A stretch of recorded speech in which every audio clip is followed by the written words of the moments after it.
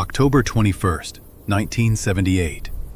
The skies over Australia were unusually clear, but beneath this calm, a mystery was stirring that would soon shake the world.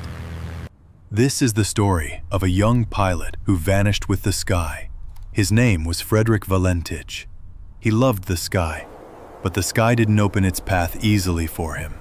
His dream was to be a commercial pilot, but reality was harsh. He had already failed the commercial license exam 5 times and was recently in danger of being prosecuted for violating flight regulations. His flying career was on the verge of crashing before it could even take off.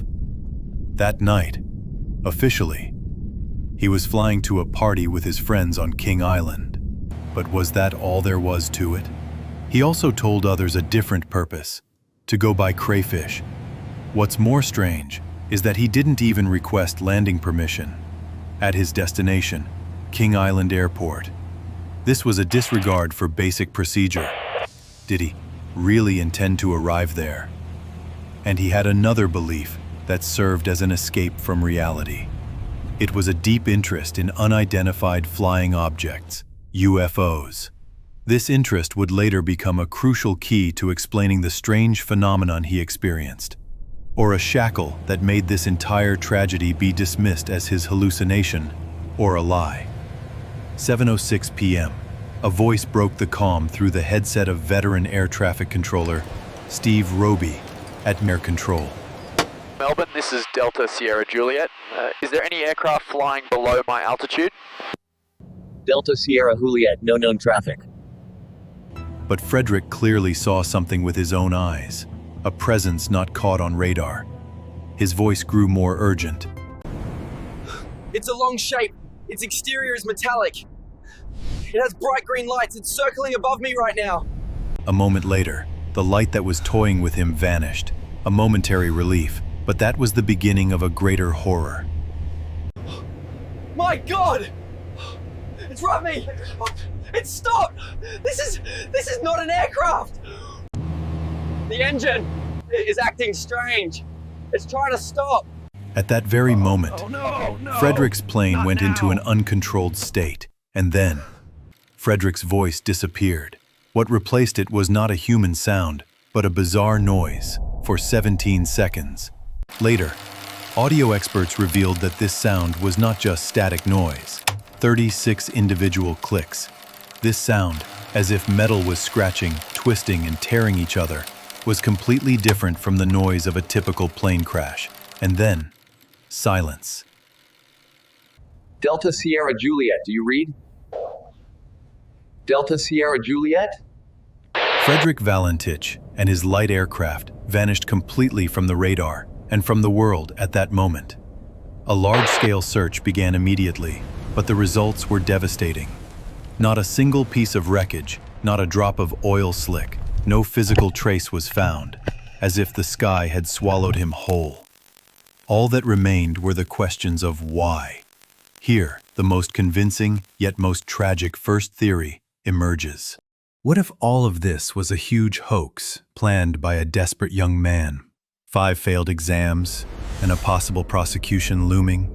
Feeling that he couldn't succeed in the sky by ordinary means, did he try to use his obsession with UFOs to get the world's attention? A plan to return with a shocking story of a UFO encounter and become a global celebrity overnight. But during the course of the deception, an unexpected problem arose. And that 17-second sound was not an act, but the final scream of his plane, actually crashing and breaking apart. A tragedy brought on by excessive obsession.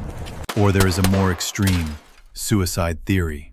Believing it was the end anyway, he packaged his last moments as a mystery of a UFO encounter, leaving a riddle that would not be forgotten by the world. However, his family and friends strongly refute this, saying he enjoyed life and would never have done that. But what if all of it was true? Look! What if the fear in Frederick's voice was not an act? Here, we are faced with a third theory, the UFO encounter theory. Surprisingly, the evidence supporting this theory was on the ground, at the very moment he was communicating Numerous people on the coast testified to seeing a strange green light in the sky. His final cry might not have been a delusion of his alone.